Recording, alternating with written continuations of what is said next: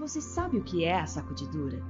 Ao nos aproximarmos dos últimos eventos da história, antes de que a última mensagem de alerta seja levada a todo mundo pelo remanescente, um movimento ocorrerá dentro da igreja e modificará seu panorama. Muitos deixarão o povo de Deus e darão lugar àqueles que pertencem à igreja invisível. A imagem bíblica da sacudidura nos remete ao peneiramento do grão. Muito embora a colheita seja farta e os celeiros estejam cheios, nem tudo que há nele serve de mantimento ou de semente. Junto com o grão sadio, sempre há a palha, a pedra, o joio. E justamente nesse processo em que tudo é revirado e sacudido, é que o grão que é bom é selecionado. Mas o que isso significa em termos espirituais? Esta é a série de conferências online sobre eventos finais, promovida pela editora Safeliz, e o nosso assunto promete fazer você repensar sua zona de conforto. Continue conosco.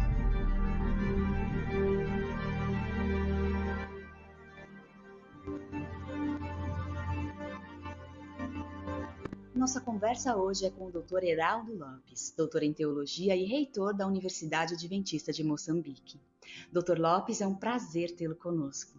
Doutor, o que é a sacudidura retratada pela Bíblia? A sacudidura, Larissa, ela é um processo espiritual.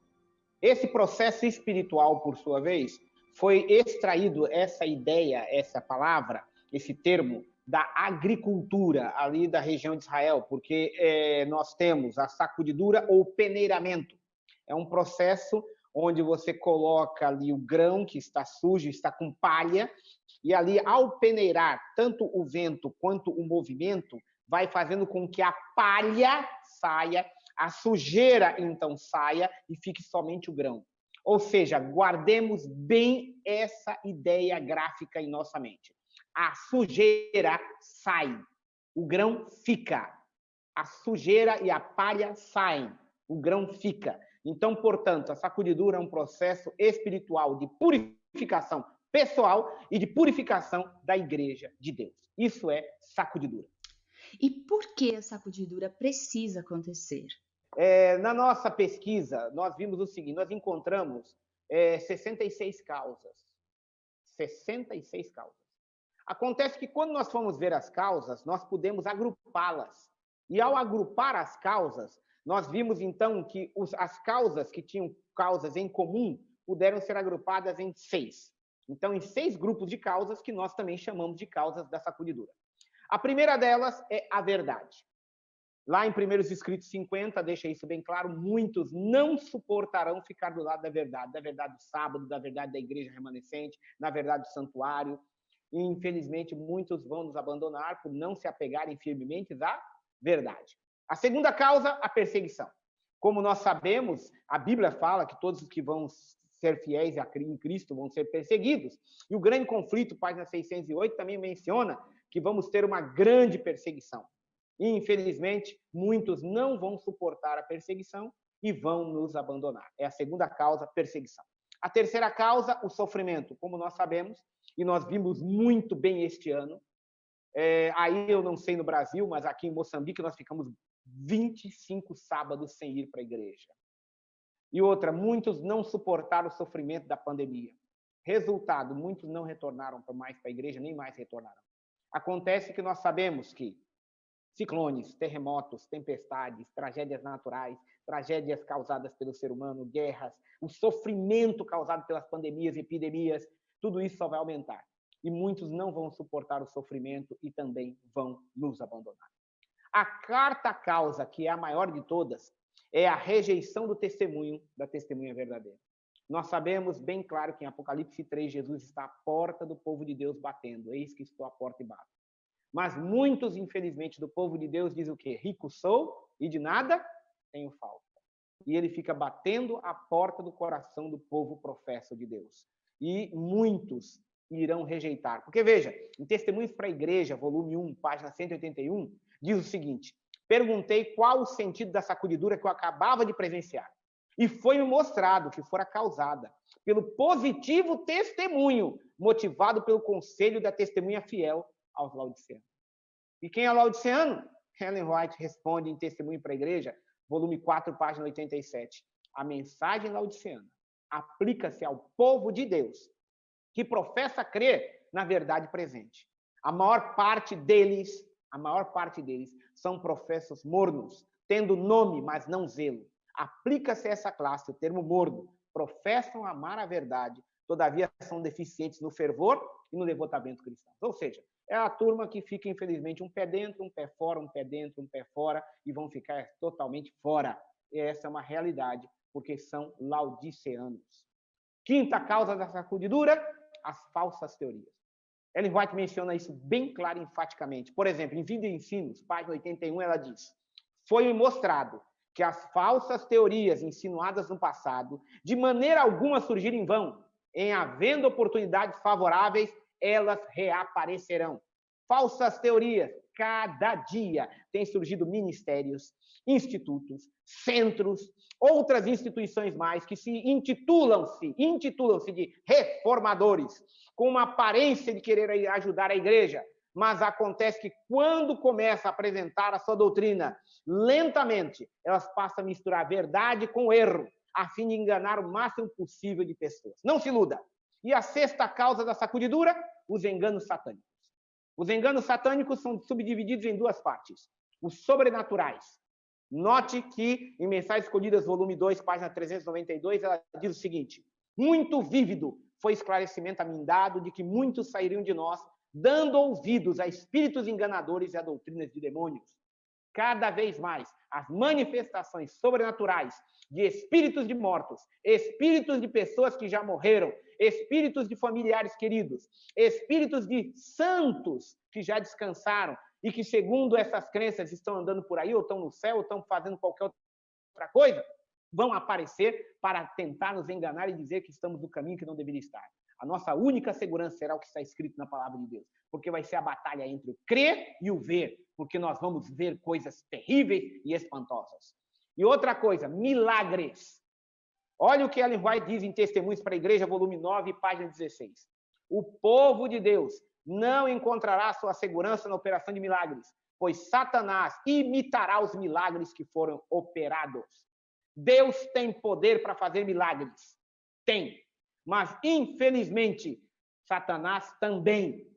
E nós não podemos colocar no milagre a crença, mas sim no Deus que faz o milagre e na maneira com a qual esse milagre foi feito, se está de acordo com a verdade bíblica. Quem sairá? Nos escritos de Ellen White, seis grupos específicos são mencionados que sairão do nosso meio por causa da sacudidura.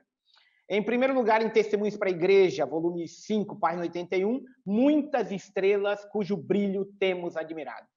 Muitas estrelas vão apagar. Por quê? Porque existe uma realidade. Você sabe que quando as estrelas estão brilhando muito, é porque o sol não está a brilhar. Você sabe muito bem. Porque quando o sol está a brilhar, nós não temos o brilho das estrelas tão grande assim. Segundo grupo, homens de talento. O Grande Conflito, página 608, diz que homens talentosos, que hoje, sabe, representam grandes coisas em nosso meio, infelizmente também vão sair. Terceiro grupo, famílias inteiras. Famílias inteiras. Infelizmente, devido ao quê? Em Testemunho para Ministro 411 diz, devido a calúnias e falsidades. Grupos inteiros, infelizmente, também nos abandonarão. Vão sair em grupo, como diz Testemunho para a Igreja, volume 8, página 41. Agora, uma notícia também que vai agradar, a sujeira mundana. Aqueles que ficam metade aqui, metade lá. Um pé daqui, um pé de lá. E o que nós sabemos que quase salvo, totalmente perdidos. E, infelizmente, vão sair. E outra coisa, aqueles que aceitam falsas teorias. Em Testemunhos para Ministros 112, diz claramente, ao vir a sacudidura, pela introdução de falsas teorias. Esses leitores superficiais, não ancorados em parte alguma, são como areia movediça.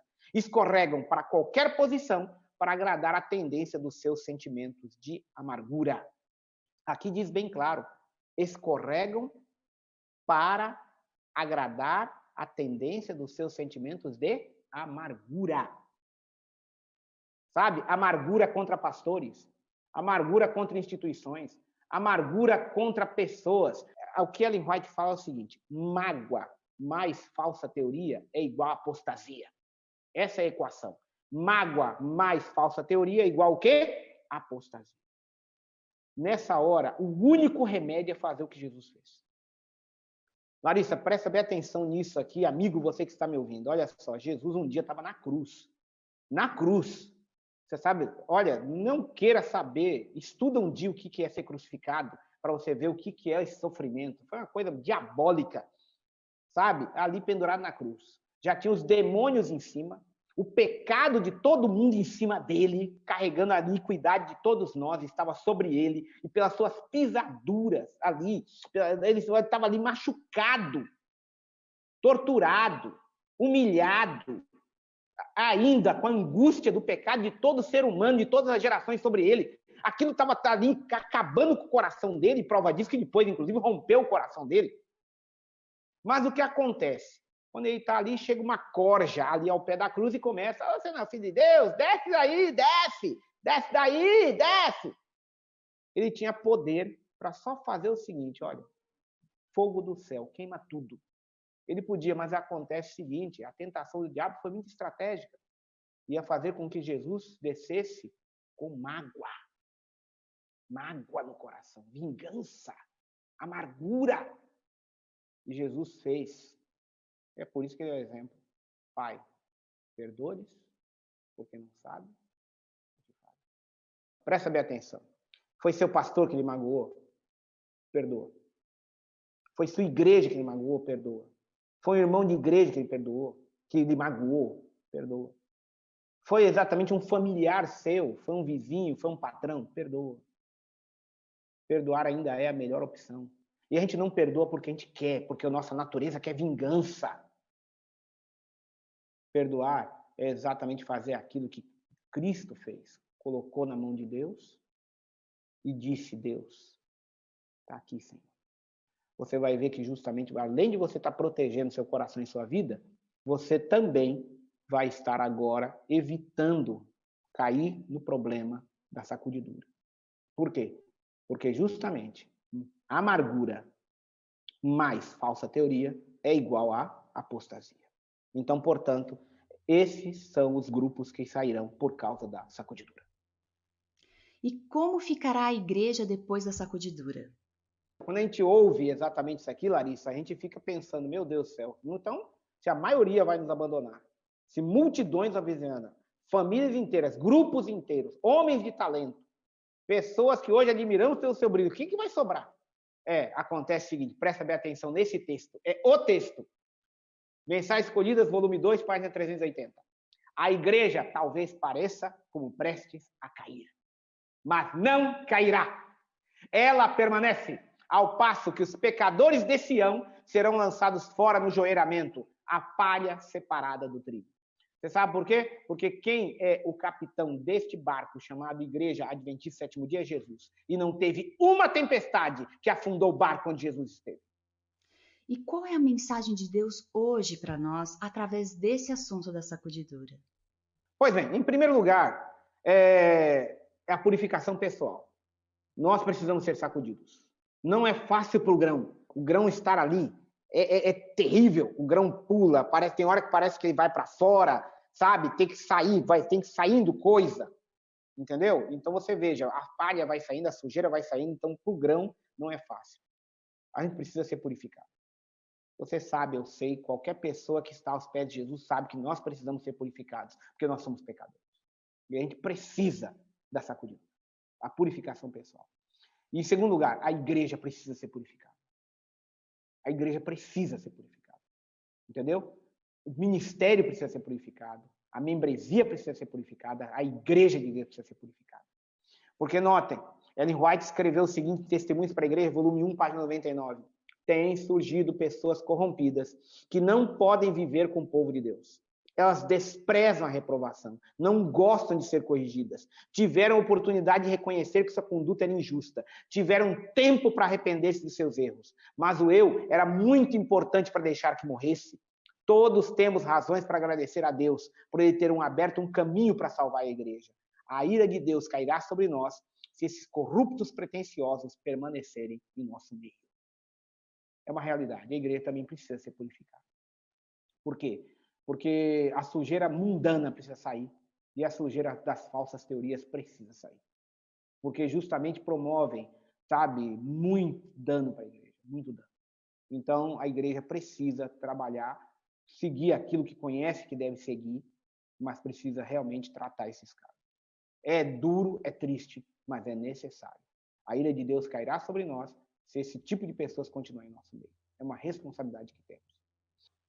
Mas qual é o lado bom do processo da sacudidura? A primeira boa notícia da sacudidura: certeza. Por que certeza? Porque, veja, o tempo chegou em que tudo o que pode ser sacudido será sacudido. Nós estamos no tempo da sacudidura. A Review and Herald de 1901, página 387, 388, falou bem claro. O tempo chegou. A sacudidura já começou, está aumentando de intensidade até a sacudidura final, que vai acontecer na época do decreto dominical. É só uma pessoa que está tão cega, espiritualmente falando, que não consegue ver que nós estamos sendo sacudidos. É só entrar numa igreja pós-pandemia. É só entrar numa igreja pós-pandemia. É só simplesmente acessar a internet num grupo que você vai ver claramente o que está acontecendo aí, os embates. Como é que nós estamos vendo? É só você ver a quantidade de ministérios independentes de todos os espectros que estão surgindo por aí, em nosso meio. É só você ver a quantidade de estrelas que estão se apagando. Estrelas do nosso meio que estão se apagando. Então, portanto, chegou o tempo da sacudidura. Estamos no meio da sacudidura. E, portanto, é uma boa notícia que chegou a hora. Segundo lugar, boa notícia, vitória. Olha esse texto do Grande Conflito 530. E eu quero falar para você, que você pode estar ouvindo aí a mensagem da sacudidura, deve estar até pensando, meu Deus, eu vou ser sacudido, eu estou sendo sacudido, e a situação, como é que vai ficar? Presta bem atenção nesse texto, meu querido amigo. Você que se sente talvez fraco demais para isso, você que se sente incapaz demais para suportar isso. Grande Conflito 530. Satanás está bem ciente que a mais débil alma que permaneça em Cristo é mais que suficiente para combater as hostes das trevas. 6.000 demônios, que é uma legião. Uma hoste, que são milhares de demônios, não podem derrotar a mais fraca pessoa que estiver ouvindo eu nesse momento, que estiver ouvindo a palavra de Deus nesse momento, que estiver ouvindo um testemunho profético. Você que está aí me ouvindo, presta bem atenção, vou repetir de novo. Leia e releia lá quantas vezes você quiser. A mais fraca pessoa que clamar Jesus Cristo, tem misericórdia, eu quero ficar contigo, me salva. Legião de demônios não te derrota. Hoste de demônios não te derrota. Porque a mais débil alma que permanece em Cristo é mais que suficiente para competir com as hostes das trevas. Ela sozinha tem mais poder do que toda essa legião que está atrás de você. Boa notícia, você vai ser vitorioso. Fica com Jesus, que você vai ser vitorioso. Fica do lado de quem é vitorioso, que você vai ser vitorioso. Essa é a boa notícia da sacudidura. Terceira, esperança. Sabe qual é? Ellen White mencionou em Testemunhos para a Igreja, volume 1, página 432. Foi-me mostrada a recompensa dos santos, a herança imortal.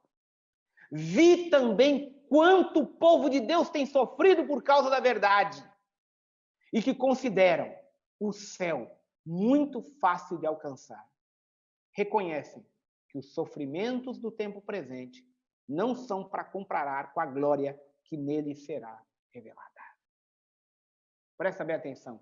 A glória que vai ser revelada em mim, a glória que vai ser revelada em você. Aqui não está falando somente de você olhar para um jardim bonito, de animais que não se mordem, não se atacam, de flores que não murcham. Aqui está falando muito mais do que isso. Aqui está falando que em você, que sofreu tanto por causa da verdade, em você que teve tanta dificuldade, tanto sofrimento, quando você chegar lá e ver o que Deus tem preparado em você, para você, por você e com você, você vai olhar e vai dizer, realmente, valeu. A boa notícia é de que justamente nós vamos passar por tudo isso, mas o melhor está por vir. Meu querido amigo, fique firme e não se esqueça, o grão fica, a sujeira sai. Essa é a boa notícia. Essa é a mensagem. Fique firme, porque nós estamos sendo sacudidos. Mas Jesus Cristo em breve virá e nós vamos estar com Ele para sempre. Amém. Muito obrigada por sua participação, Dr. Lopes, e que Deus continue abençoando sua vida e o seu ministério. E obrigada a você também que nos acompanha. Vejo você em nosso próximo encontro.